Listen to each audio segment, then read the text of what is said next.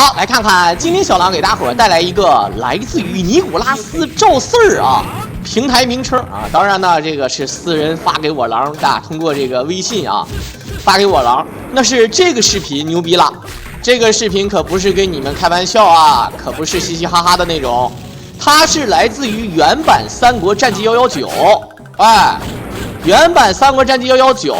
人脑第一个秒17的方案啊，跟大家伙儿说一下，秒17方案什么概念呢？就是说，想当年咱们的 TAS 只能秒17，知道吧？啊，想当年咱们的 TAS 呢是只能秒17，现在呢咱们的 TAS 虽然说可以秒18了啊，但是秒17也是，对吧？人脑不可能达成的，但是现在的方案有了秒17。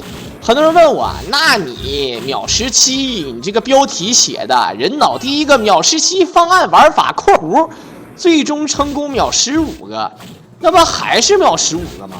哎，这个就不一样了啊，这个就不是跟你们嘻嘻哈哈的啊。跟大家伙讲啊，方案是有，它另外2个没秒上的是因为失误了啊，也就是说表演失败了。而之前的秒16方案或者是秒15方案。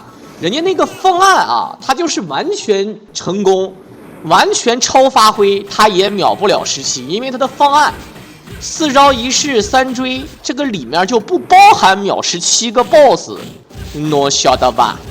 啊，然后呢，今天呢来的比较晚啊，在家里照顾病号，很多人说是不是家里有人阳了啊？没有啊，没有阳了个阳，对吧？你阳虽然说名字里带阳，但是你阳得的是传说中的流感啊，咳嗽，然后有痰，这个头不疼，其他地方呢有点难受，然后呢打的吊瓶啊，打的吊瓶，这个现在呢已经退烧了，然后有点好转了，不过呢好像还得再巩固啊。然后呢，我这儿呢，就今天呼吸道这个地方啊，就是我从我的这个肌束子这儿啊，就是这个束子这儿往下，直到我的胸腔中心那个2个，对吧？这个2个欢乐豆中间啊，2个欢乐豆中间这个地方，哎，就这么一段，这一段大概有1哪长啊，这1哪长就有点火辣辣的。什么样的感觉呢？就是它不是那种辣椒辣，也不是说喝白酒辣着你食道了，有点像那个花椒啊，花椒的水，然后掠过这个东西留下的这种灼烧感，不热，但是有点这种感觉啊。好，暴气，先是飞盘起手，暴气白鹤，血杀卡大头，这个方案打的还蛮有意思的，追地挑起来，血杀3追。哎，来看看怎么说，就是追地血杀，血是真厚啊，兄弟们啊，这个血是真厚啊。好，跳上手来打这个箱子，主要的目的是为了让这个分数显得更直白一点啊，分数显得更直白一点，确实很屌啊。那我这个属于面了，不是我这个就有点这一条呼吸道啊，就有点这样的感觉。然后呢，我说，哎，我就有点那种就是什么呢，就是捕风捉影了啊。我就觉得，哎，我不是阳了吧？我就说，哎，我感觉我头好热呀！一摸，我感觉我得38度。后来我拿2个体温计量，全是36度3。我后来发现，这个人呐，就是容易自己吓自己啊。虽然说早晚会有那么一天啊，但是不会来的那么快啊。这个就很皮啊。好，可以看到第一个 BOSS 秒的非常帅啊，主要他前面的4-1打得非常漂亮。先手血杀，最后一点判定，再接大鹏展翅。我操，这个不知道你们懂不懂我说的啊？非常的嚣张啊，兄弟们，人头，这怎么到点儿了？我饿了，我想吃串儿，我想吃麻辣面，你这人头不给，是不是有点欺负我呀？啊，对吧？你这人头不给几个意思呀？是不是？就是明显就是全新一把渐新发型呀，轻松一下 Windows 98。来看看现在这个不说了啊，反正咱们虽然说秒了，但肯定这种是普通难度啊，不能打天王啊，打天王这个方案就比较危险了啊。普通难度，然后呢秒15，它这个咱现在这个看看它失误在哪儿啊？秒17方案呢，按理说呢有一手2马，有一手2个马，知道吧？正常啊是正常，咱们秒16的方案什么意思呢？就是2匹马，对吧？2匹马加2个这个人形 BOSS 啊，其实左慈应该叫飞行 BOSS 啊，左慈加貂蝉加2匹马。这4个 BOSS 是100%秒不掉的，兄弟们啊，就是说这个意思啊，是秒不掉的啊，就是说按照以前的16方案啊，现在的17方案，它这个方案这个尼古拉斯赵四儿啊，他如果要秒的话，正常应该是秒第2关的马，正常应该是秒这个，如果人脑的话，有可能是秒第2关的马，也有秒这个倒数不是就最后一关啊，最后一关的马也有。但是呢，秒貂蝉和左慈成本就太高，啊，秒貂蝉和左慈成本太高，就不是嘻嘻哈哈的，你能晓得吧？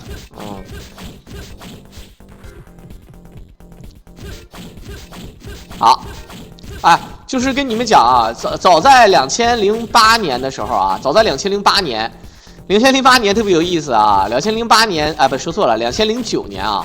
2009年，我呢是上大2啊，我是上大2，然后呢，我上大2呢，那时候正好赶上咱们上一次这个叫 H1N1 啊，大家伙有印象吧？这 H1N1 呢，这个当时也是隔离啊，这个挺那个什么的。然后呢，就有一天我们在学校困着吧，就想回老家啊，就是想回老家，但是呢就没回，就是说又怕你这个感染了没回去啊，就是说最后一波说不行不放不行了，要不然会有隐患，所以说呢给同学们啊都现场派人去量一下体温，如果你的体温高于30，对吧？高于37.5度啊，37.3度啊什么的啊，哎，那你就废了，那你就不能回去了，你得被隔离一下子啊。然后呢，我们隔壁寝室啊就有个小伙子啊。这个他就非常想回去，但是呢他就着急啊，他着急越着急他就越上火，越上火他一量38度多，他说完了38度了咋整？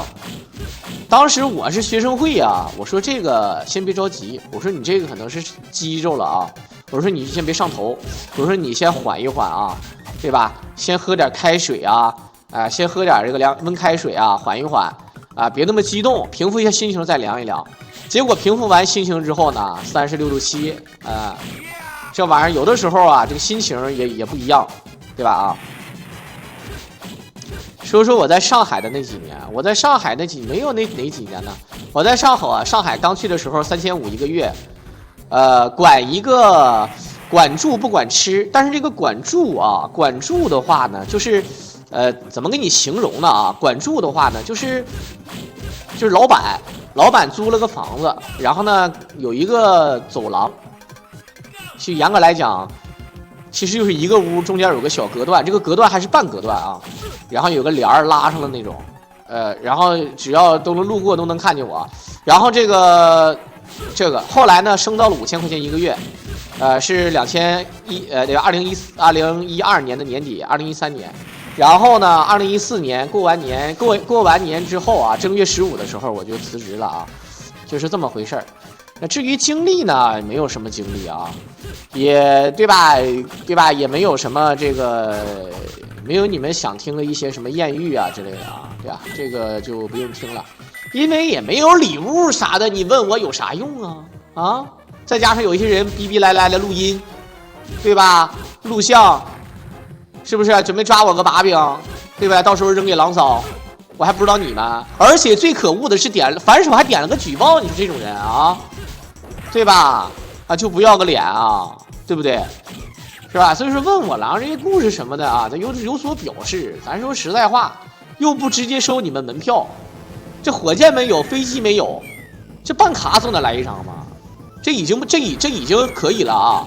要不是现在特殊情况，真的办卡我都不带勒你了。我说实在话啊，你像刚才那番茄哥送个飞机，我只能说谢谢番茄哥啊，完事儿了啊。现在我只能说，还得是我番茄哥啊，这浑身阳性，这个还给我狼送礼物啊！感谢番茄哥，祝番茄哥身体健康，万事如意，发大财。这套嗑都得跟上。要以前，谢谢番茄哥啊，完事儿了，就完事儿了。知道吧？是吧？这我就必须有牌面啊，这意思就是啊。好，来来，这是要秒2码，我看你能不能成功啊？你秒2码失败了就可以重开了，兄弟们。正常啊，如果秒2码失败是可以重开的啊。好，要秒啊，对吧？你要2码失败就可以重开的，对不对？他要把这个马卡在那儿，漂亮，卡拉卡拉。卡拉是条狗啊，兄弟们啊，卡拉是条狗啊。来看看毒镖招安，来看一下怎么说，让他背对着自己啊，面对着自己啊，面对着自己。好，毒镖，好招安状，来将通明直接必杀，升级必杀张灵剑，然后必杀，啊。漂亮，这个这个差了一手白鹤亮翅啊，必杀不行，必杀差一手啊，试试赖啊。OK， 这2码成了，人脑2码，兄弟们啊，当然不是第2匹马啊，我的意思是第2关的马。其实第2关的马和最后一关的马啊，我个人感觉就技术手段来言，最后一关的马难啊，这个不得不承认啊。但是呢，你最后一关的马，你宝也多，对吧？你宝也多，你这一匹马呢？对吧？你宝也多呀，你这匹马毕竟用的是招安状的马呀，对不对？确实牛逼啊！哈，先翻一个啊！番茄哥双飞呀，兄弟们，番茄哥现在顶着阳性给我狼送双飞，我的意思是还差1飞就3星。兄弟们，番茄哥现在已经，就大家伙看没看过一个叫《好先生》的电影？我不知道大家伙看没看过啊？一个叫《好先生》的电影，《好先生》的电影呢是那个电视剧啊，是孙红雷。演的孙红雷扮演一个厨师啊，非常的有天赋。这个厨师米其林3星，但是呢，很可惜他失去了味觉啊，失去了味觉。这个番茄哥太难受了，番茄哥可不是失去味觉那么简单了，番茄哥连嗅觉都失去了，太难了。当然呢是暂时的啊，当然这是暂时的，不知道大伙能不能理解。好的，第1关 BOSS 啊，还有第2关的马都秒掉了。那夏侯渊肯定也是跑不了，3飞，兄弟们！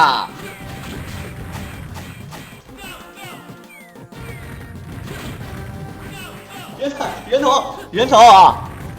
哎，人头，兄弟们，破产了啊！我感觉吧，这老板嘛，你就点那个激他，就跟那个啥似的啊，就跟那个诸葛亮智击老黄忠似的，你点激他，对吧？比如说模仿一下，哎，不行啊！对吧？这个夏侯渊岂能用张合相比啊？对不对？对吧？这个曹操派夏侯渊驻守定军山，是岂有将才，知道吗？啊，非一般将领可比，是不是啊？想当年派对吧夏侯渊守长安，来据守马超，对吧？我有意到荆州请回关将军，方可与其匹敌，对吧？这黄忠肯定不乐意了，黄忠直接就咔咔，你就得激他啊！啊，所以说这个人呐，咱该说不说的，你有点坏啊！啊，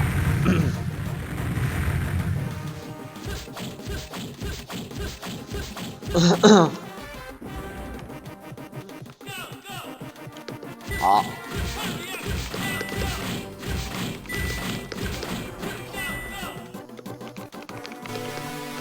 噔，小狼，你说出来，老板以后不上当了。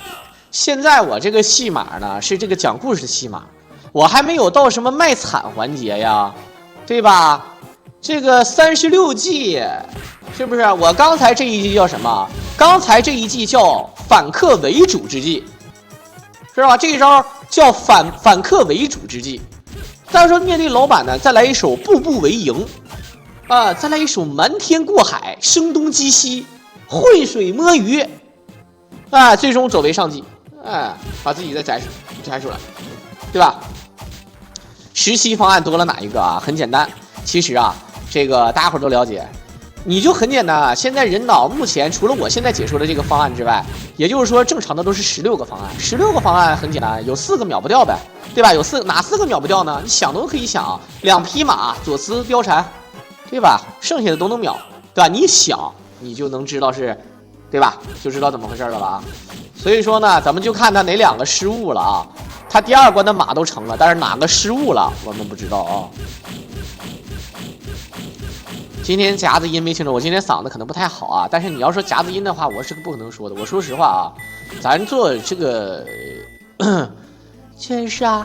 但是我实话实说啊，就是哥哥，我哥你妈呀，我真的我不行了，我嗓子夹住了，我嗓子不行了。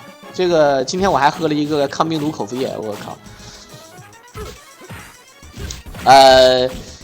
这个跟你们讲，我个人感觉，我赌一手萌萌，你们信不信啊？我赌一手萌萌，为啥赌一手萌萌呢？啊，就是按理说还是萌萌最难啊。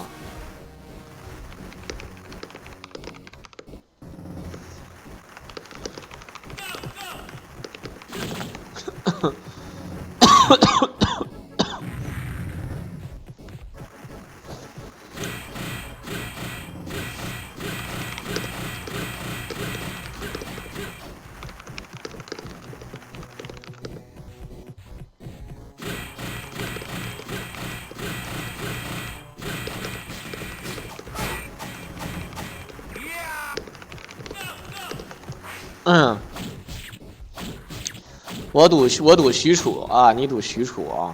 五子良将有许褚吗？那你就先说五子良将都有谁？五子良将最出名的人是谁？对吧？啊，当然很多人都知道啊，辽神，对吧？但是五子良将里，在曹操时期，五子良将排名之首啊，应该是于禁啊。这个懂的都懂啊，五子良将。但是呢，要说姓张的张合，是最后做到官儿最大。很多人说，哎，不能吧？这张辽官儿还小吗？不好意思，张辽的官儿非常的小。哎，张辽的官儿呢，只能说这个跟这个张合比啊，就差很多。张合是已经做到了车骑将军啊，在武将当中，除了最牛逼的大将军之外，他已经排到了第2位，也就是说，算上大将军，他排到第3位，这已经是非常大的官了啊。夏侯呢？你那什么叫五子良将啊？这就不是自己家人，你知道吧？你如果是自己家人，对吧？你自己家人，你就懂的都懂啊。当当当当当当，你自己家人才是 YYDS 啊。大家伙看那个武将啊，武将里面大将军是武将之首，一般不设啊，一般不设大将军啊。只要你有丞相，基本上就不设大将军，懂吧？如果要是有大将军的话呢，一般来讲，再往后呢就会有这个标记大将军，也我经常叫嫖妓大将军啊，哎，然后呢，第2呢是这个车骑将军。车骑将军呢，谁是车骑将军啊？在蜀国这边对标的谁啊？张飞，哎，都是姓张的。张飞是做到了车骑将军啊，哎，然后呢，当然他的身份非常厉害啊，两个皇后的父亲，哎，对吧？这个先帝的这个义弟，外加上这个对吧？外加上这个车骑将军，是吧？这个传说中的西乡侯做到了一个县侯啊位置啊，也是爵位也是满了啊，当然肯定是不会封王封公的啊。好。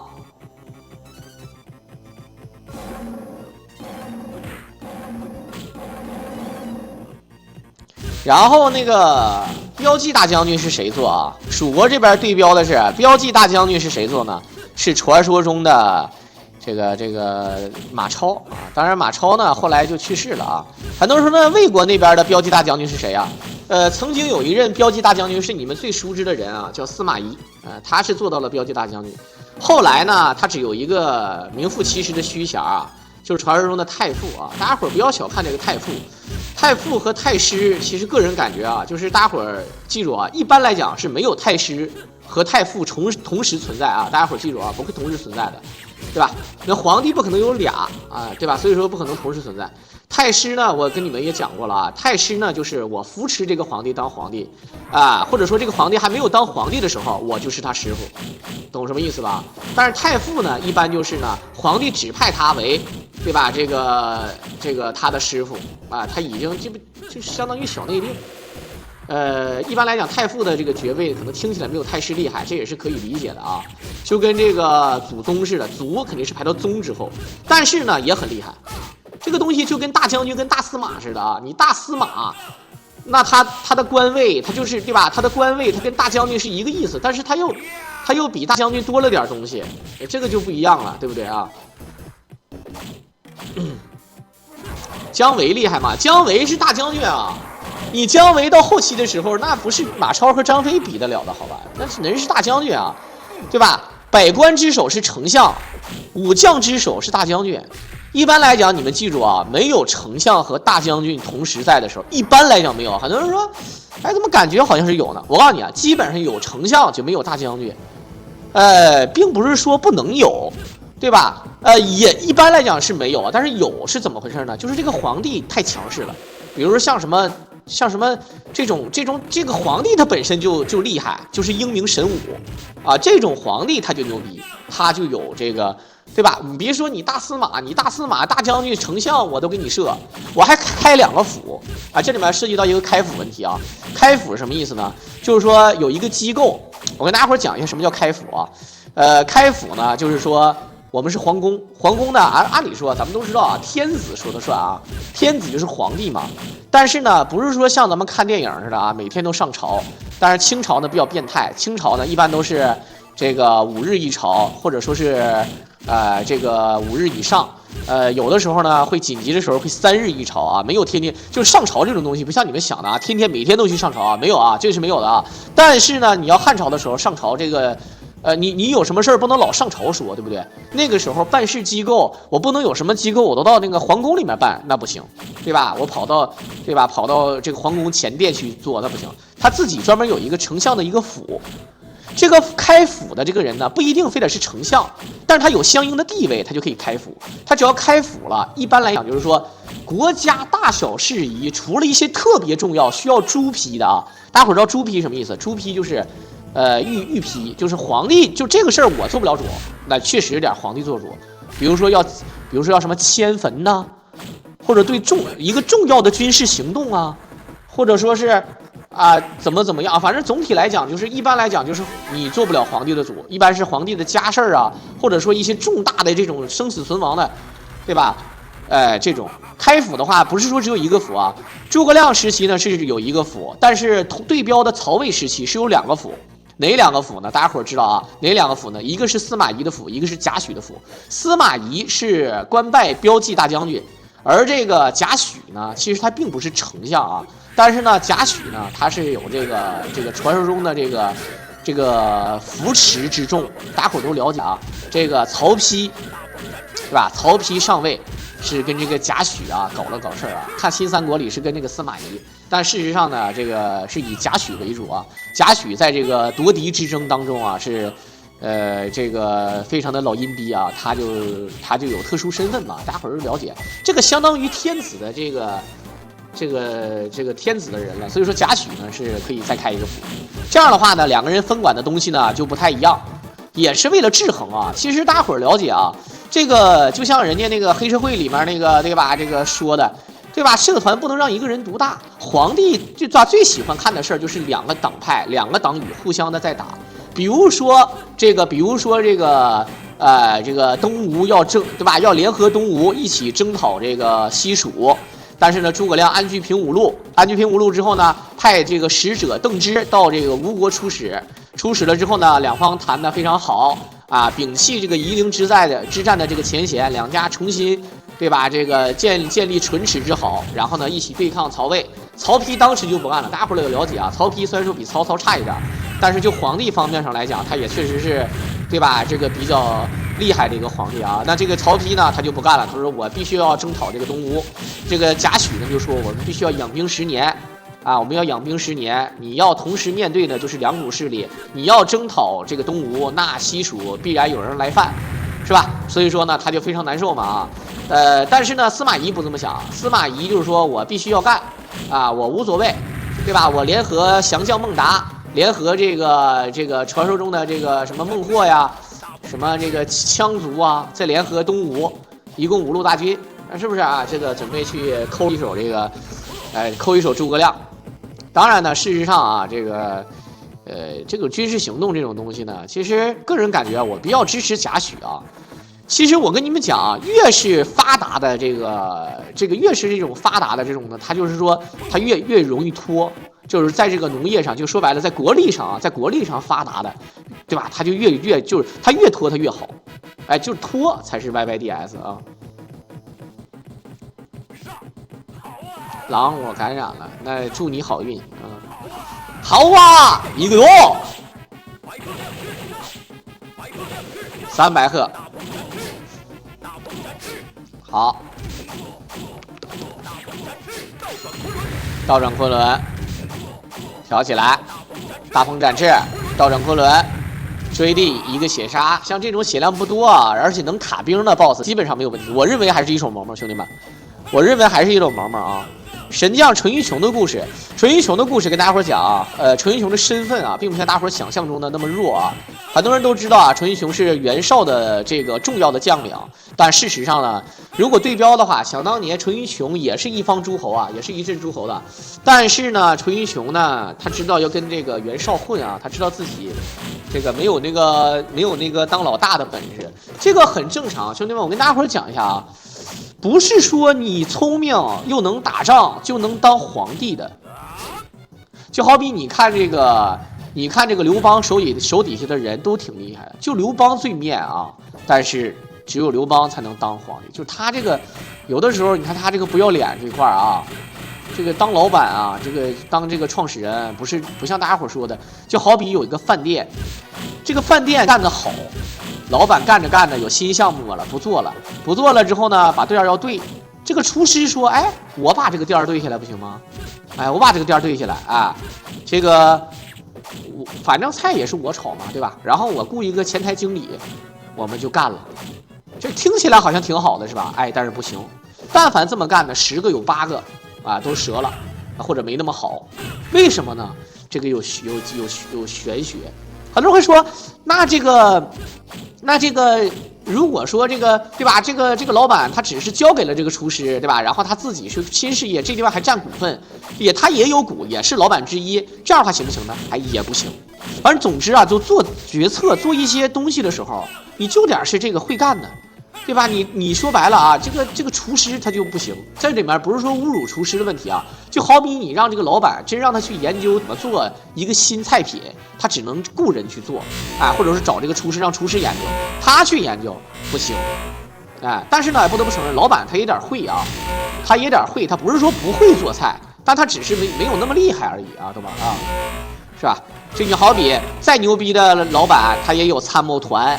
对吧？就是有很多参谋，哎，然后呢，有很多出去的将领，鼓掌是难明的啊。这也就看出来诸葛亮非常难啊。到后期诸葛亮根本就无人可用嘛，对不对？这就很皮啊。纯英雄的话，被称之为五小酒仙呢是没有问题的，因为呢，喝酒误事的这种事儿呢，很多人都有。张飞张三爷也是一个，张飞是死在性格手里，大家伙都了解，愿意喝醉酒了之后，对吧？这个准备这个要这个鞭打士卒嘛啊！但是呢，要说实话，这个也是因为对他的伤害太大了啊！毕竟这个二哥去世了，这个伤害确实是暴击啊，确实控制不住了。其实自从徐州事儿之后，张飞一直打的都是胜仗，张飞没有打过败仗啊。之后啊。张飞除了输给了吕布一阵，是因为对吧？这个咱先不说能不能打过吕布啊，主要是被吕布这个，是吧？他性格问题，他情商当时不太高，后来情商很高啊。你看义士严颜，对吧？这个大战张合，瓦口关大战张合，加盟关大战张合，是吧？这个夺取南郑，哎，这都很厉害啊，对不对？能卡兵是吧？啊，来我们看看。其实我坐等一手萌萌啊，一手萌萌失误，我感觉有可能。这里面很多人说在墨迹，其实不墨迹啊。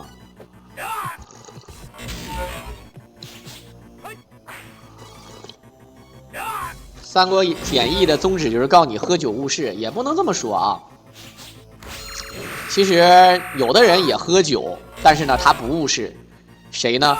你像关羽，他喝酒他就不误事，对吧？他也喝。赵云也喝酒，他不误事。先手抱气，一个镖，直接在这儿招安状，兄弟们。哦，那他是在这个方案在这里要省，他不是3+2啊。啊，其实也单人哪有什么3+2啊？来看看这招安状。好，倒忍昆仑还是猛，追猎一挑，单 A 大鹏。用招安状是我没想到的，但他方案是用招安状啊，我们之后怎么看啊？将军印撇了，没有用了。这不是墨迹啊，这必须要打一个非常好的位置。你不要打一个非常好的位置，起手非常稳，那你干嘛呢？你不起手稳，你打他干嘛呢？对不对？那必须有点稳呢啊。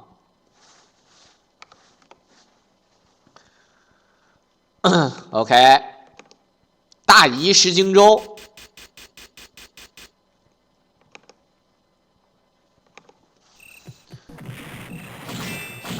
尼古拉斯赵四儿打的啊，尼古拉斯赵四儿打的啊。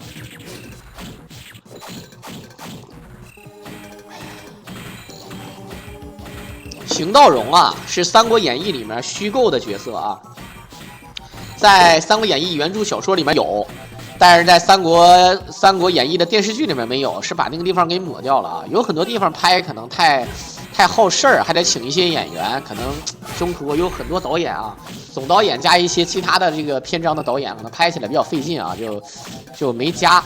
邢道荣呢，其实没有像大家伙想，我这么跟大家伙解释一下啊，如果说关张赵是 S 级的话。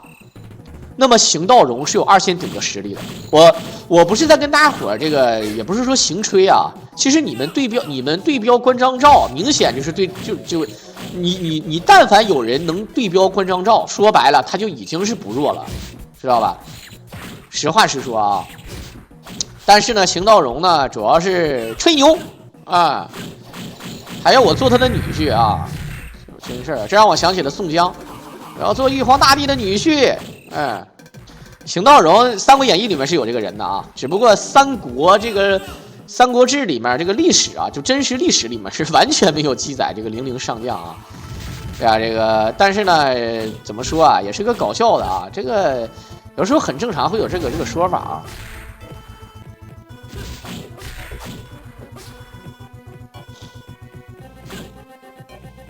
好，都有人吹上天了，现在就是愿意恶搞呗。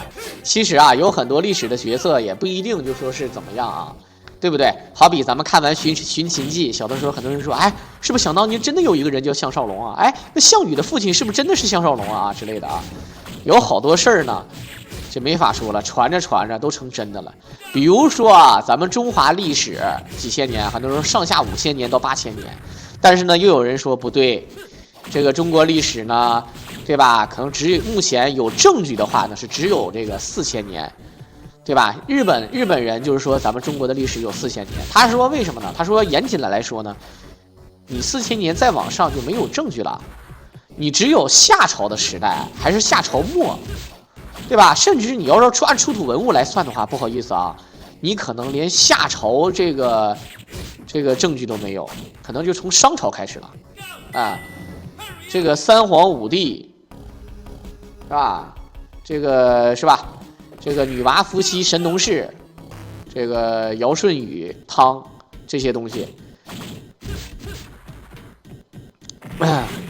夏朝是不是虚构的啊？这个是有待商议的啊。这个因为什么呢？不是说咱们国家非得强势让咱们这个认啊，因为夏朝的存在，包括女娲、伏羲的存在，是在这个真实历史上，它的书册是有人用书去记载的。而且不止一本书，包括这个所谓的，你说它是野史也好，还是说它是小说也好，还是说是闲文也好啊，散文也好，还是说吹牛逼也好，总体来讲呢，这个就跟全世界所有的神话一样啊，都有一些神的刀的。但这个事儿呢，因为现在吧，咱们比较严谨，科学是需要证伪的啊，你要证明它存在。是很重要的，但是你要证明它不存在也很重要，这个事儿就卯上了啊。就是说，你可以严谨的说这段历史不一定存在，但是你不敢说它绝对不存在，它没有证据，但是呢，它有一些比如说佐证文字的一些记录，这个事儿呢，因为你无法证明它没有，反而呢，如果真科学的话呢，你还真没法说它是假的。哎，科学就这么严谨的话啊。但是呢，这个其实文物这块也一样啊。其实要说留下证据的话呢，我跟你们这么讲啊，就比如说，就现在咱们这些高楼大厦，你们知道吧？就像咱们现在的这些高楼大厦啊，基本上，比如说现在人类就灭亡了，啊，就是一个人都没有了，瞬间所有人的生命都没有了，啊，假如没有了。那么这种情况，好的，这明显是秒不掉啊，这个不用说的啊，这是秒不掉的。然后呢，跟大家伙讲什么意思呢？就是说，这个，那据说是10000年之后啊，基本上你就看不出来有这个人行动的痕迹，就你很多人说啊，那几百层的高楼呢，就全都塌了，就基本上就没了啊。过了10万年之后，那真的是连渣都不剩了。很多人的铁呢也腐了，也融了，就是我不知道大伙能不能理解我意思啊。所以说时间非常能冲淡一切。很多人说1万年，好像听起来很短的样子。你像那个恐龙，好几亿年，对吧？哎，但是跟大伙说啊，像一些哺乳类动物啊，它的骨骼保存的时间可非常长，这个就非常神奇啊。有一些化石也非常长，是吧？这能理解我说的意思吧？啊。那当然呢，虽然说也是科学家预测啊，是科学家预测，但是呢，人科学家说，那如果要是往多了说，如果你按这个1000万年级别来说，那你想啊，这个你连核武器的这个痕迹，你都不可能找得到啊，几十年。一般这个放射性元素可能还会存在，是吧？几百年，这都存在，是吧？这都不用想，几百万年就不一定存在了。那上千万年，基本上你像那个什么放射性元素啊，这个衰变期，那个当然呢，如果要是你是没有这个经过核试验的那种放射器啊，比如说你就是一个铀235，那可能时间长一点，可能大概是1点几个亿啊，我忘记了啊。当然呢，这也是科学家推测啊，就是他们往外太空上发了这么一个咱们地球上这么一个，对吧？记录啊，记录咱们是地球的位置啊，一些这个地球上的一些语言呐、信息呀啊等等东西，然后包括了这么一个带有这个衰变性质的这个铀235。到时候呢，这个如果让某些这个外星文明看到了之后，他会知道啊，曾经有这么一个文明。根据这个衰变周期可以知道它是来自于什么时候的文明啊？很多人说那时间是怎么确认的呢？啊，时间确认的话，基本上就是看那个脉冲星吧啊。脉冲星呢，就是一种这个独特的一种星体啊，应该说是跟黑洞呢差不多又不太一样啊，就是这种星体。好，可以看到我读一首萌萌，我不知道你们懂不懂我说的啊。是不是直播看日期啊？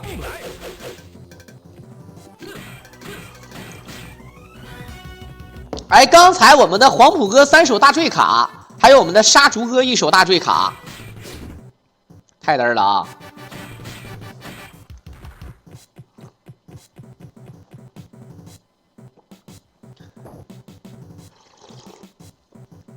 哎，当当当当当当当。好，先手抱旗飞轮，哎，漂亮，但是伤害少了一点点。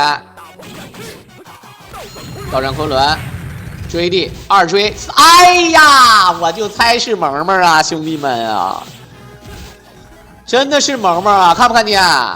我告诉你，萌萌 YYDS， 所以说强如像关羽这么牛逼的人也是被萌萌干掉的，对不对？那你萌萌不是给你嘻嘻哈哈的，是不是啊？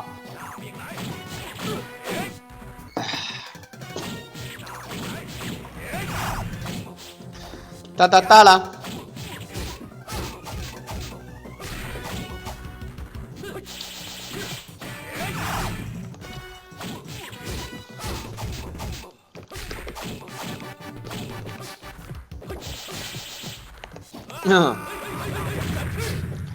大鹏展翅，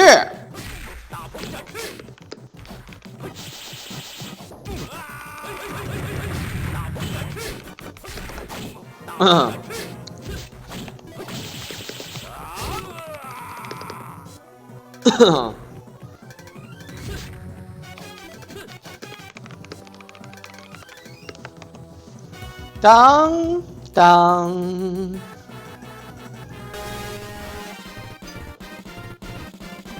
吕蒙那个张灵剑卡书生地怎么做的？你把对话整完了之后，直接放张灵剑就可以啊。对话完事之后，直接张灵剑啊，那绝对不是跟你嘻嘻哈哈的啊。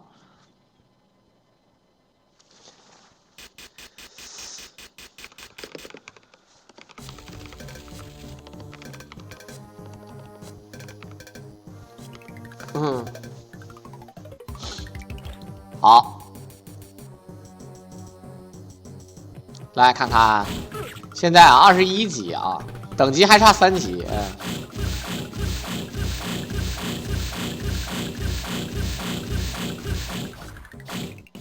感觉这个前金索索是非常猛啊。索斯不是吕蒙出不来了，怎么打呀？飞轮呢？对吧？飞轮就能打呀，萧灵剑就能打呀。还有什么呼风唤雨呀、雷霆万钧呐，这都可以打呀。铁莲花啊，这个叫什么来着？这个马超的那个普通必杀，这都可以啊。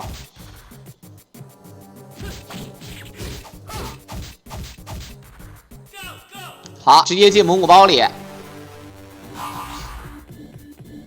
噔噔噔噔噔噔，好，大腿，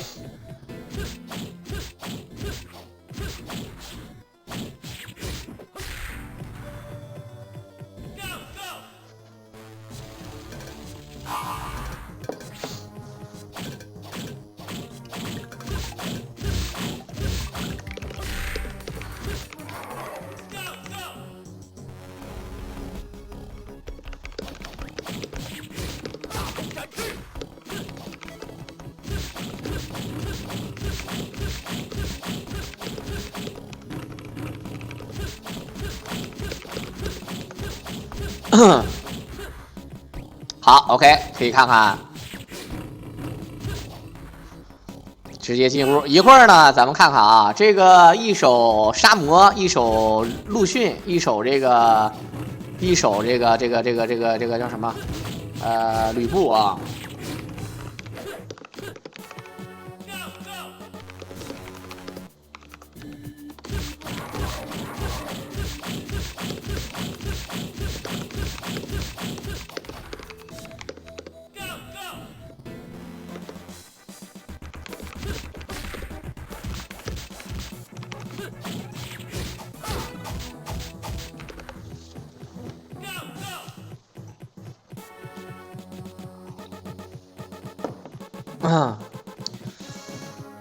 好，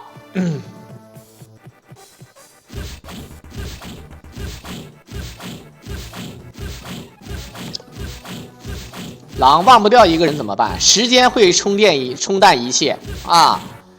时间连新冠都可以冲淡，何况是，对吧？何况是一个人啊，对不对？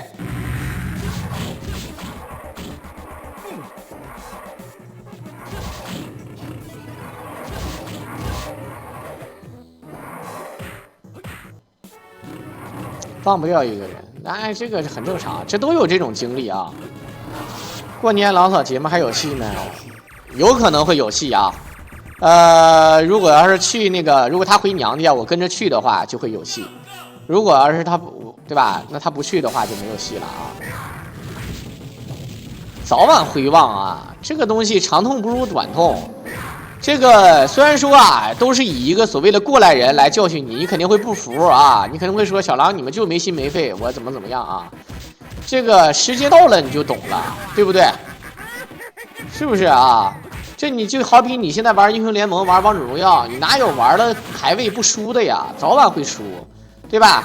一次打团失误或者有人挂机了输了，对吧？你心里很难受，你会说操，这个输了，就心情不好。但是你要想啊，早晚会输啊，即便是你不失误，你也会输，对不对？哎，这就无所谓啊，对吧？再来一次就好了。好了，他接下来只会再失误一次啊，只会再失误一次。我们看看到底是在哪失误。追力反 A 挑起来，倒转昆仑，追力挑起来，再挑血杀漂亮，倒转昆仑，起身压一个老虎漂亮，哈哈哈哈哈哈。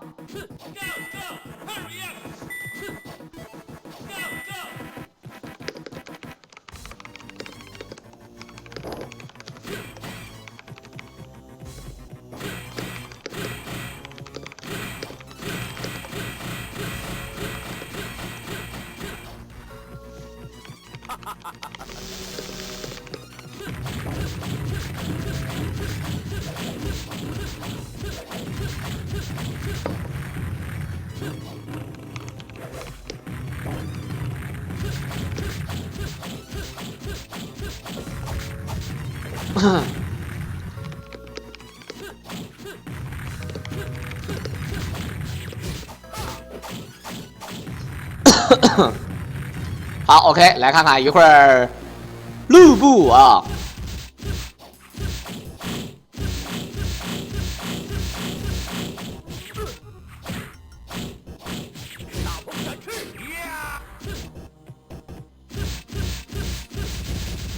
啊，这一顿前前挫啊，哎。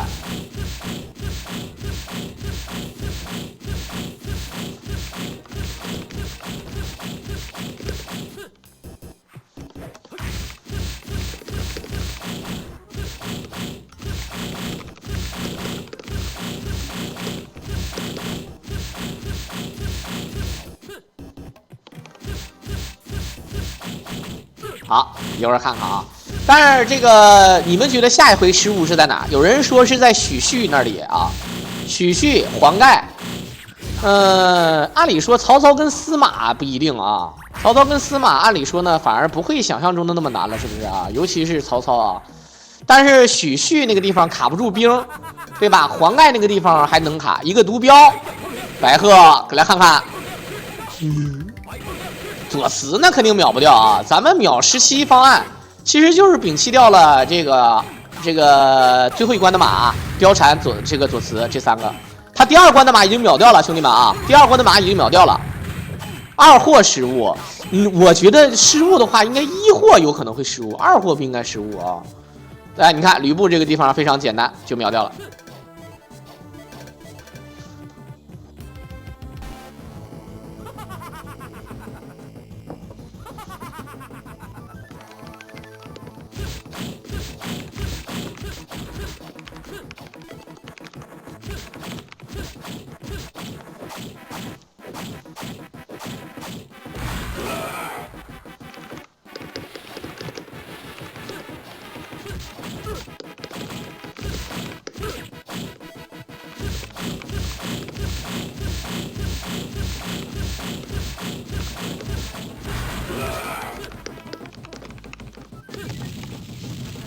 我这个现实中的哥们儿啊，他媳妇儿这个发烧了好长时间了啊。他最开始应该不是阳，因为那个时候还没解封啊。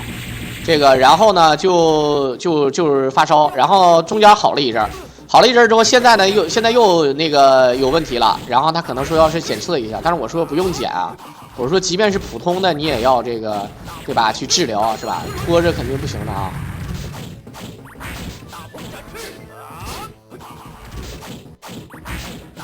好，这铁莲花非常到位啊！这个铁莲花非常到位，没有用余孽啊，没有余孽，飞轮都不要了。好，打左慈秒不掉，但是呢，毕竟还有土雷啊、天师符啊，你看这些东西都非常狠啊。小的嘛，看招！一个盾说，地盾说能砸着2下就行。1下，捏呀！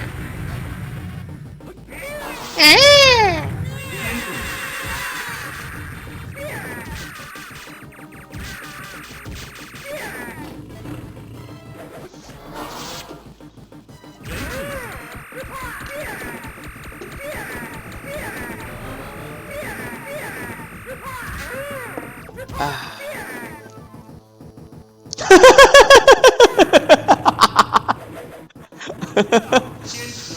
这个赵云挺可爱的啊。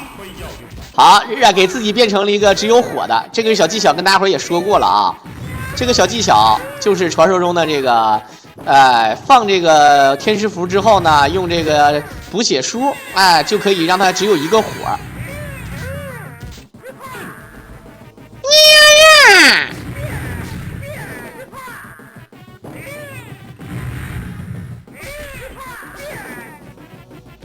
哒哒哒哒哒哒哒哒哒。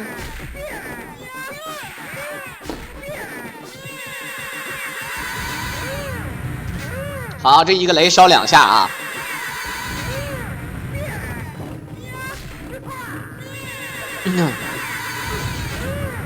好，够用啊。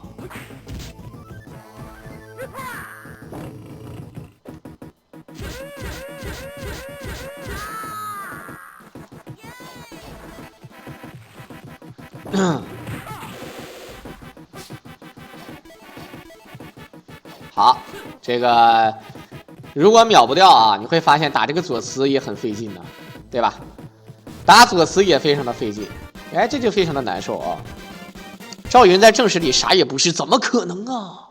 这个冯车车啊，一定要说清楚啊，你不要被一些营销号所骗。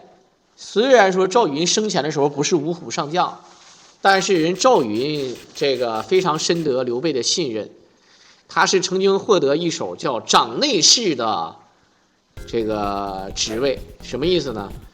掌内侍啊，就是说基本上你像他的家事，赵云都是有权利过问的，能晓得吧？啊，赵云的地位不像你们想象中的那么低啊，虽然说确实在军衔上不是很高，因为在正史当中，赵云确实是。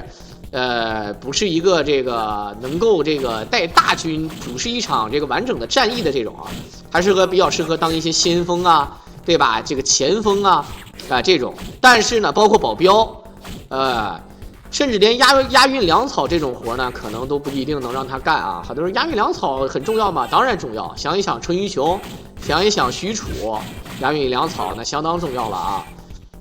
像诸葛亮时期押运粮草的时候，是这个传说中的这个李严和他的儿子李丰，对不对？当然呢，这个啥也不是，这个是有点扯。咱们但是你得看这个度是什么。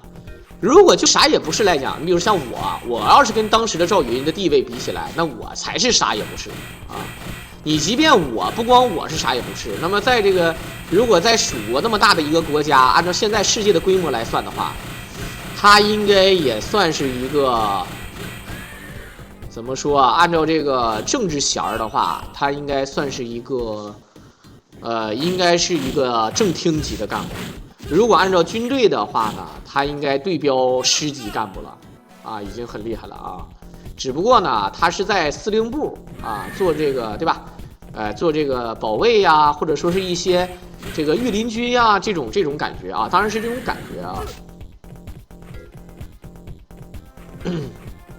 赵云很多人说是赵云不受这个刘备信任的那个，都是因为夷陵之战嘛，很多人会因为这个事儿，但是不是这样的啊？这个如果是正史的话，夷陵之战这个事儿呢，主要是你们可能不太了解一个问题啊。你们知道这个从荆州一起打西川的时候带的是谁去？带的是魏延，对吧？带的是魏延，带的是庞统，对吧？带的是这些人。为什么要带这些人呢，兄弟们？对吧？那很多人说了，牛逼人他为啥不带呀，兄弟们？你告诉我他为啥不带呀？他不带呢，正是因为他不敢带。他不敢带，是因为呢，他应该把重要的人交给最信任的人的手里，就是把最重要的东西交给最重要的人手里。打西川不是100%成功的，万一失败了，还有退路。那退路就是诸葛亮、关羽、张飞，这是自己的老窝，你知道吧？这是自己老窝，并非说这啥。包括你这个刘备带着这个什么马良、黄忠，这些人去打东吴，他也只是为了把最重要的后方啊，要留给诸葛亮啊、赵云呐，这些人。那时候关张不在了就不说了，要留给这些人呢，这是嫡系，你后方怎么可能会留一些半路收的人？你想，要你肯定会说了，哎，我打仗肯定得找我最信得过的人出去打仗，哎，那不行，万一后方生变怎么办？曹操就是把自己最信任的人荀彧放在了后方，纵使人吕布跟陈宫两个人那么牛逼。打的曹操就剩3座小县城了，最后还是光复了整个州郡，也说句实在话不容易。好，9结账，抱起大鹏，跳 A 挑起来，大鹏展翅，因为要放隐身衣啊，所以说这个有可能会很稳。我们看看追地调 A 挑起来，倒转昆仑，最后一次追地，跳 A 挑起来，再倒转昆仑，漂亮。许臾没有失败啊，许臾没有失败。那么到底是一手盖盖，是一手盖盖，还是还是妍妍，还是一役，还是一货，还是二货啊？不会是一货二货吧？那太难受了啊，对吧？很多人说就关羽没去，你说的那是第2波，第1波没有张飞和诸葛亮，好吧？没有张飞、诸葛、赵云，关张赵朱都没去，好吧？第1波都没带，第2波才带的。第2波不叫带了，第2波是自己打不过了，被困在那儿了，被困在涪城了，没办法了，这是让这个诸葛亮和张飞、赵云去的，关羽坐守荆州。你是不是忘了这个时间节点了啊？一货有可能会失误，二货一般啊不会失误啊。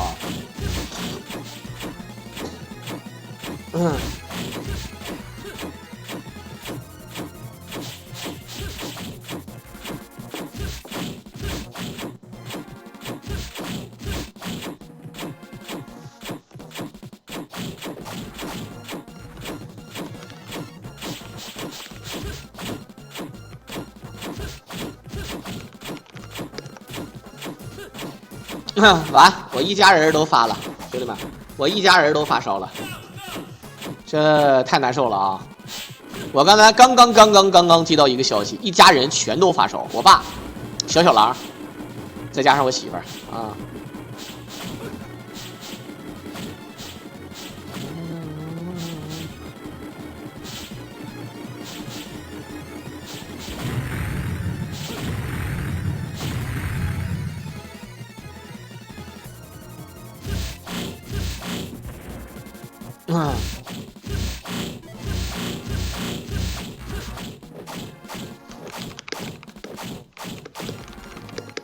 一家都没跑了，真的啊！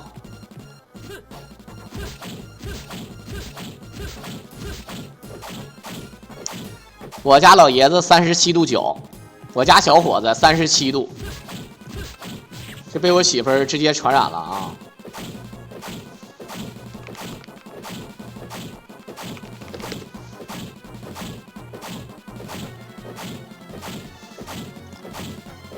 好，在这里打气儿啊！这看这个技术非常好，看不看见？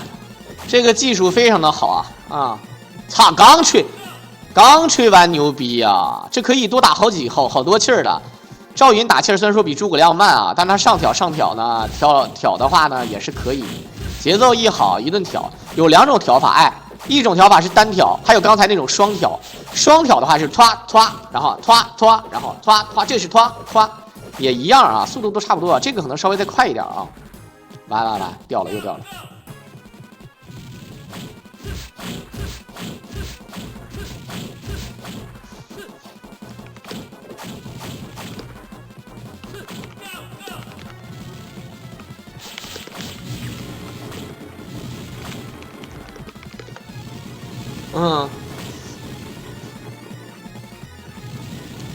好。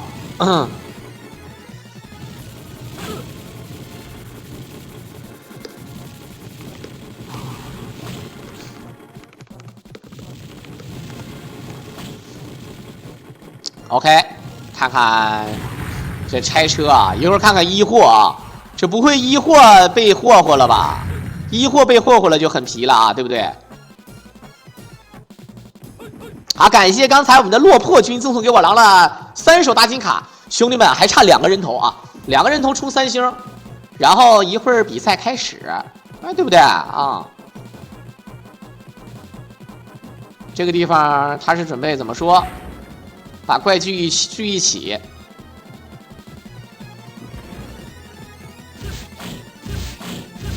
不想浪费啊，不想浪费。哎呀 ，OK，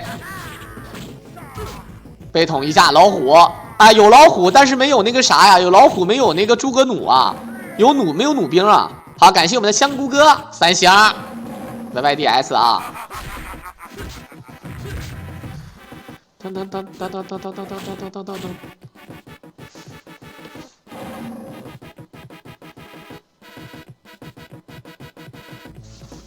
好，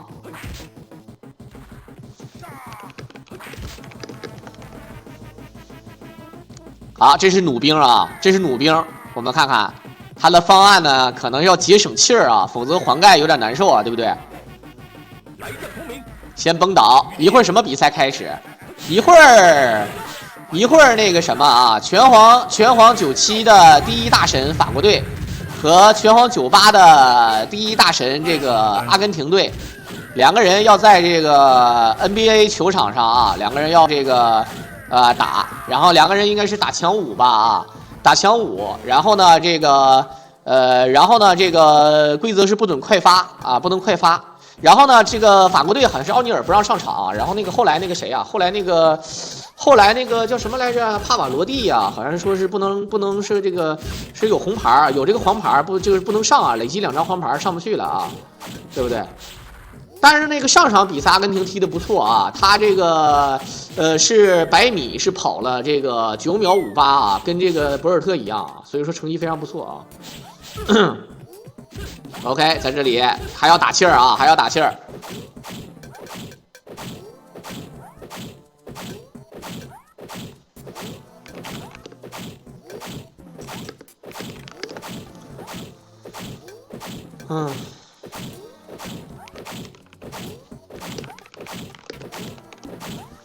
哎呀，失误了，人参。冠军有奖金吗？冠军有，冠军500万欢乐豆啊！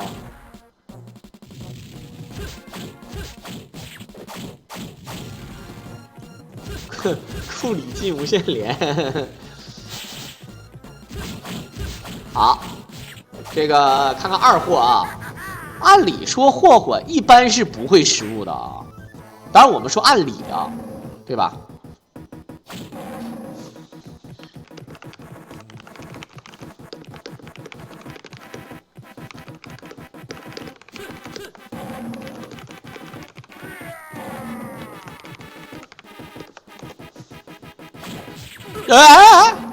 先把老虎整死，整一个这个，要不要费隐身衣啊？对不对啊？科比来没来？科比现在只能参加天堂足球赛了啊，对吧？科比要来，只能找马拉多纳一起去了，那没招了啊。这个萨马兰奇安排的，对不对？看了一晚是绳之以法。任何世界杯终将绳之以法。太清丹经这个很能理解啊，正常玩都是这么玩的。好，这就不会失误了啊，这不可能毒奶了。好，血杀，漂亮。目前为止啊，只有萌萌失误了。我一猜就是萌萌失误啊，因为萌萌是最难的。不得不承认啊，萌萌就是在心理上他是最难的，手法上啊，其实我觉得按照这么说的话，最后一关的马难，左慈难。那貂蝉在其次啊。好的，被骗一片气，骗一片气啊。噔噔噔噔噔噔噔。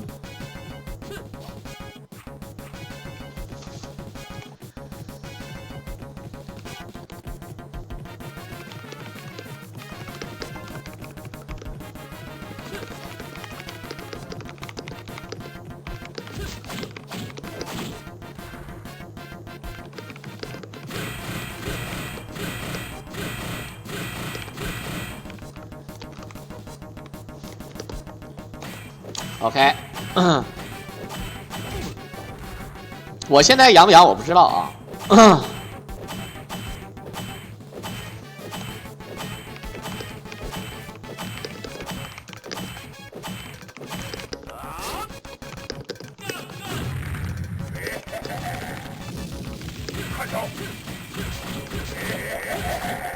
OK， 现在没有卡兵啊，我感觉这个状况有点像盖盖，有可能盖盖就很难受啊，对不对？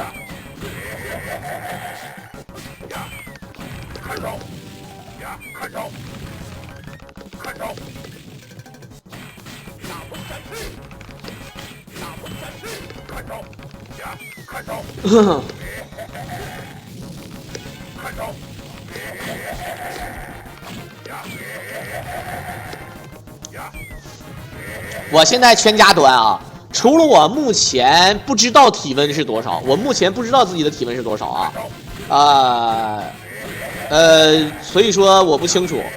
然后呢，我爸、小狼还有这个狼嫂3个都发烧了，我不知道是不是传播的这么快啊？昨天那个狼嫂发烧，今天就全感染了，那就不知道了，那就不是跟你嘻嘻哈哈的了啊！倒转昆仑，这个居然都没有失误吗？利用了杜康9，好，倒转昆仑，追地挑起来，单 A 大鹏，倒转昆仑，最后一次，追地挑起来，单 A 大鹏展翅，哦我去，漂亮！那接下来也就是说接下来就是魏延啊、曹操啊、司马呀，这三个人当中有一个人逃过了此劫啊！我只能说这3个人有一个人逃过了此劫啊！当当当当当当。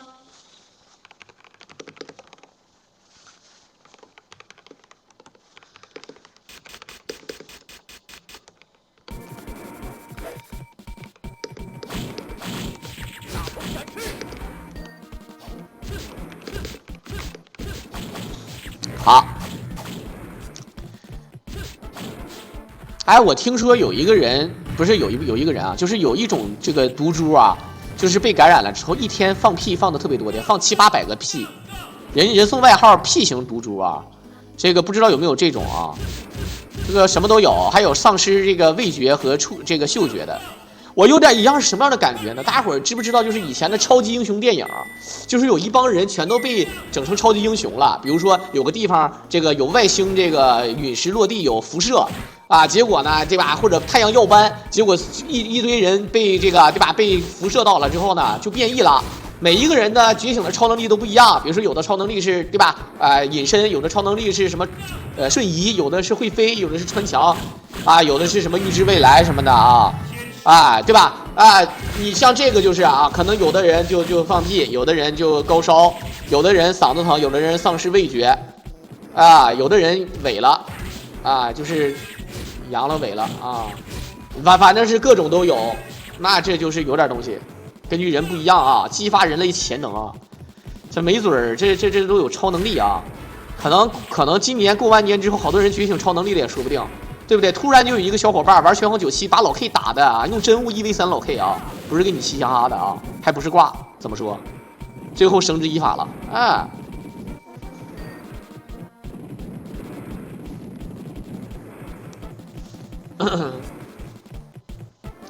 当当当当当。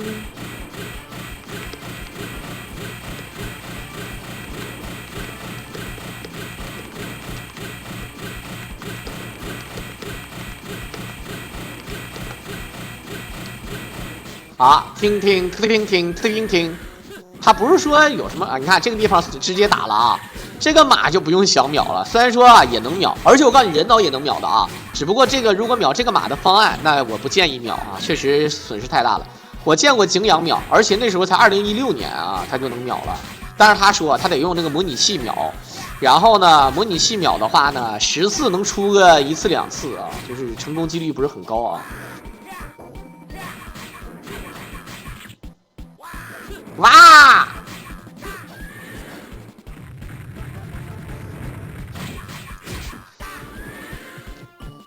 我媳妇儿是2天睡不着觉，她其实前天晚上就开始了，前天晚上睡不着觉，睡2小时，昨天也没怎么睡。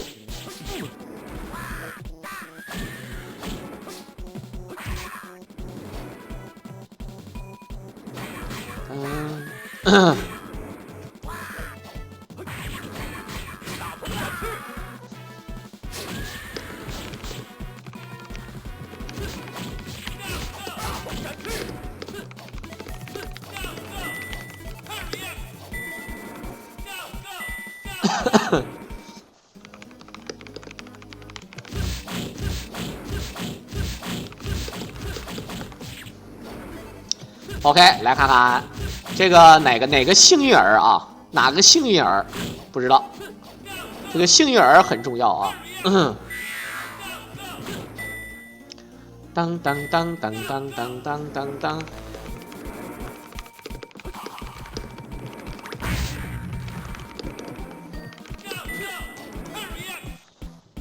好，直接过图。到底你们猜？哎，你们猜3选1啊？就跟柯南似的3选1。到底是一手魏延失误了，还是魏延应该不？我感觉不会是曹操失误了吧？因为呢，魏延可以卡兵，司马懿也可以卡兵，曹操他这个路线卡不了了，兄弟们。但是这个路线的话也可以卡，看看吧，看看吧啊。魏延的话肯定要放他走的，兄弟们，魏延必须要放他走啊。单人秒杀魏延一般都是放他走的，除非是 TAS 人脑的话，那赌一手也有，成功几率不高。打到这儿成绩这么好，肯定是不想放，知道吧？如果秒17方案出了秒16，那更是无敌了，那超越秋收了，超越神与你四哥了，对吧？现在坐等一手，咱们这个尼古拉斯赵四儿啊，他有机会，如果能秒17方案秒16，也是一个突破。当然，如果秒17的话，这个游戏毕业了，兄弟们。如果秒17的话，这个游戏毕业了。人脑的话，秒18就不用想了，千万不要想了啊！好，感谢我们的拿鲁头漩涡鸣人一手82年的大金卡之主了，哎。OK， 魏延要死，主公待汝不保。人常何不谋反？这个地方啊，不点啊，不要点，拖时间，反正也要放他走，这个时间也算的啊，就是你拖着他也算这个时间的啊，哎，好就完事了啊。赖霸，他不是啊。这个，哎，他就是叫尼古拉斯赵四儿啊！哎，他真的叫你这个名字啊？那你们看一下看，尼古拉斯赵四儿吗？你看，对吧？这就很奇怪啊！我叫漩涡刘能啊，宇智波广坤，对吧？春野大脚啊！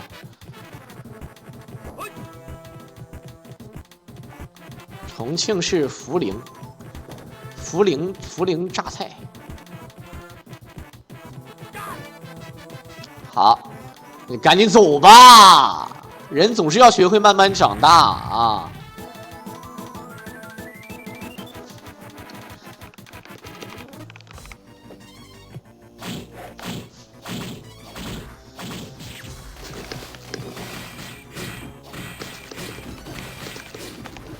OK， 魏延逃跑路线，这是可以卡兵的啊！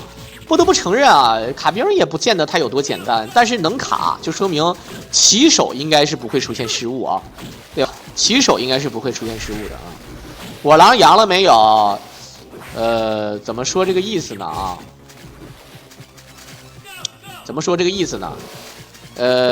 现在呢是你们狼嫂已经是发烧了，前天晚上发烧，昨天打针，今天打针，然后呢，这个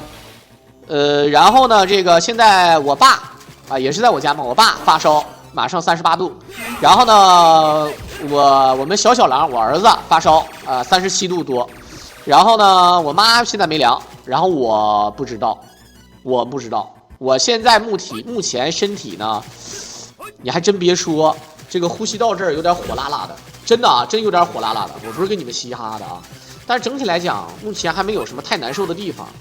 总体来讲，除了这个呼吸道这有点火辣辣的之外，没有什么啊。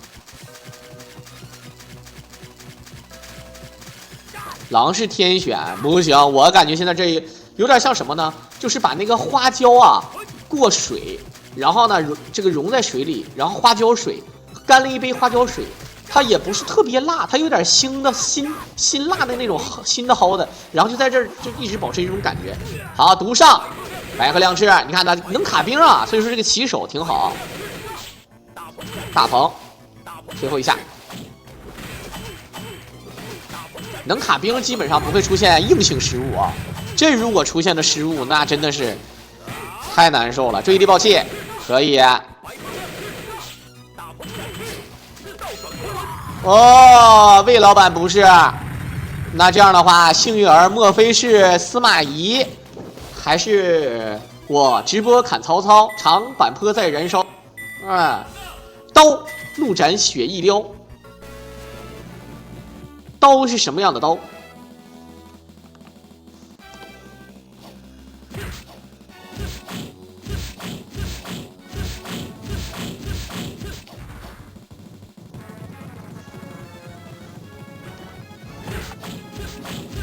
当当当当当当当当当。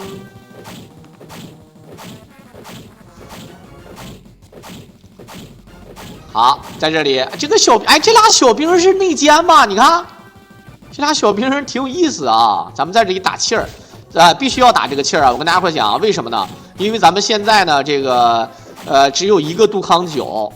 这个明显是杜康九是为了打曹操，但是你可以用杜康九放杜康九那个爆气儿的那个一瞬间，用来爆气儿爆这个司马懿，这是可以的。但是你前提必须要先有一颗气，你要没有先有这颗气的话，你就秒司马懿就有问题了，懂我的意思吧？啊，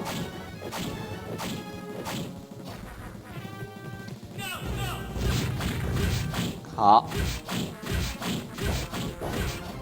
要不要考虑有二胎？你养啊？真事儿，我生你养啊！这说实话，我是现在我倒不是说我养不起，穷有穷养法，富有富养法。但是就目前的形势啊，以我这种不是那种稳定工作的情况来看，也没有什么太富有的存款来看，不太敢啊。再加上现在这个挺动荡，对不对？这万一这变异了怎么整？是不是？这每次一出生，小狼看见月亮的时候，就会想起我啊。看到月亮的时候就嗷嗷嗷。这时候怎么办？对不对？气不够秒不了两个，他只要打就行啊。他打这个气，打完了之后，这个气儿呢就可以，哎，你看，打这个气儿有2颗，哎呀，他有2颗气的话，对不对？一个用倒转昆仑，先手爆气，然后接倒转昆仑之后呢，再追地爆气白鹤亮翅，这么一个玩法没毛病啊。其实也不是不敢啊，说白了，这个你没有能力给别人特别好的生活，那也是一种负责任。就好比养宠物的时候，你养宠物养着养着养着，你养不了了，你把宠物撇了，变成流浪狗、流浪猫了，你舍得吗？对吧？要我干脆我就不养了，对不对？再加上白发人送黑发人啊，就是宠物的话啊，但是你可以考虑养个龟，它可以把你送走啊。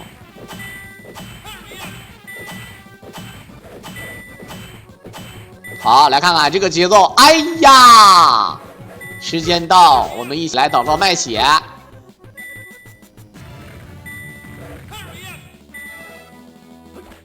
加17，这卖血了，真有哎，真有这个书啊，血书。好，可以。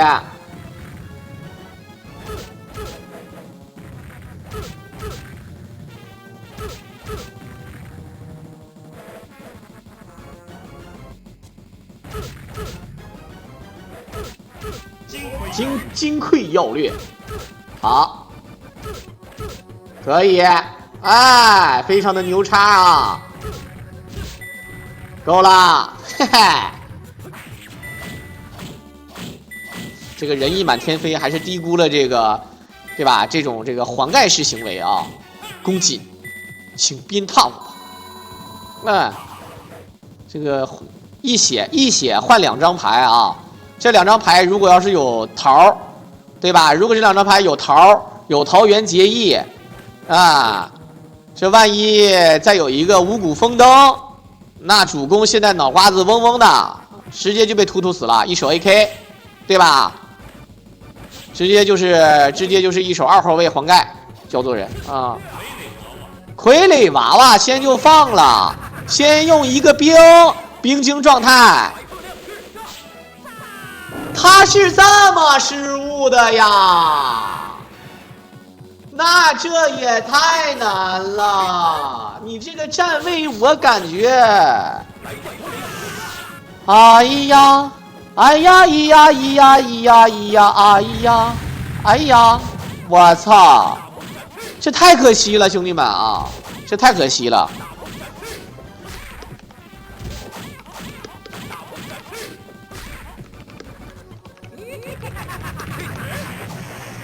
当当当当当。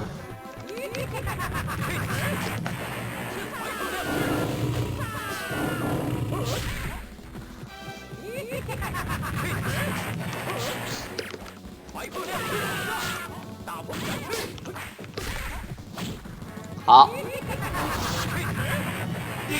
一手地盾书，一个石头，啊，被烧一些啥事儿都没有啊！你被烧一些就非常难受，哎，魏延要死，直接被一个毒镖飙死。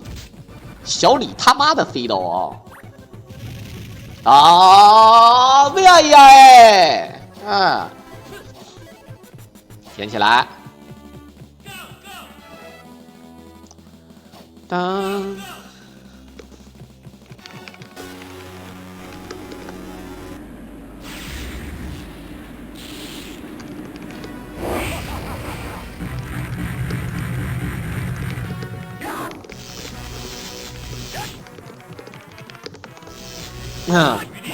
好，这个其实萌萌呢已经可惜了啊，萌萌呢他已经可惜了，傀儡娃娃定住。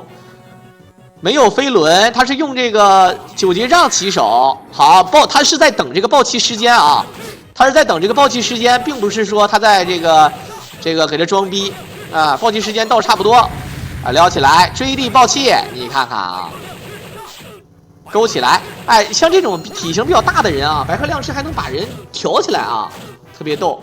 倒转昆仑，最后一次追地2J， 3A 挑起来，血杀。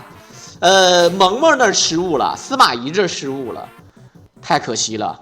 如果他成功了，真的啊，如果他成功了，那绝对是惊世骇俗。现在这个秒10期方案，而且我觉得他这两个都是有机会，明显感觉啊，就是他自己操作失误了啊。这个方案和已达成的条件都已经完全达成了，但是很可惜，这个现在呢有这个方向了，以后呢不知道哪位高手啊可以挑战一手。啊，也是再次感谢咱们的尼古拉斯赵四儿啊，给大家伙表演了这么一个精彩的视频。同时呢，也希望呢他和各位其他高手也能，对吧？按照这个方案秒17的方案，打出16甚至是17的最终结果。感谢大伙的收听，我们就下期再见吧，拜拜。